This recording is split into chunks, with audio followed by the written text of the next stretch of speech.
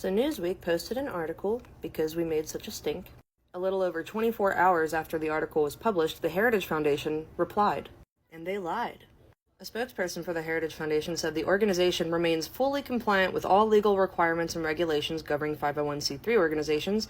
They added, the Heritage Foundation has never engaged in political campaign intervention, and it has not and will not endorse, support, or oppose a political candidate. We provide nonpartisan expertise to policymakers and remain dedicated to advancing conservative principles through comprehensive research. Now hold on just a fucking second. As is customary, it seems they contradicted themselves in their own statement. By definition, nonpartisan means free from party affiliation, bias, or designation. I really don't even have to show this because they admitted it themselves in their statement, but in their publicly available tax filings, they are to formulate and promote conservative public policies based on the principles of blah, blah, blah, blah, blah. Here it is a little zoomed in. By their own admission, they are not nonpartisan. So why did they lie, and so quickly? As a 501c3 organization, maintaining their tax-exempt status is crucial. It's how they got all the money and power. A quick denial aims to reassure stakeholders, donors, and the IRS that they are complying with regulations. It's also a PR move. And they think we're stupid because Trump has contradicted himself a million times and people still believe it. They're under extreme scrutiny, and they don't want to lose that.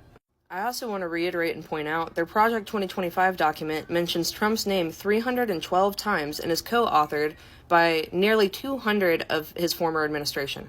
And if they lose their tax-exempt status, those are extreme financial repercussions. This is the Johnson Amendment, which is a provision that prevents 501c3 nonprofit organizations from endorsing or opposing political candidates. And the IRS states that they cannot participate in or intervene in, including the publishing or distributing of statements, any political campaign on behalf of or in opposition to any candidate for public office. We've covered that and we know it, so let's move on to the lies. As many of us know, their puppet lied and said, I have no idea who's behind it. I disagree with some of the things they're saying, and some of the things they're saying are ridiculous. Anything they do, I wish them luck, but I have nothing to do with them. What a load of crap. So I'm about to show you a compilation of evidence that that's just not true, just in case you haven't seen it. For nearly 50 years, this legendary institution, which is what it is, has been at the forefront of the conservative movement, helping lead the fight to defend our cherished American history, culture, and traditions. Our country is going to hell.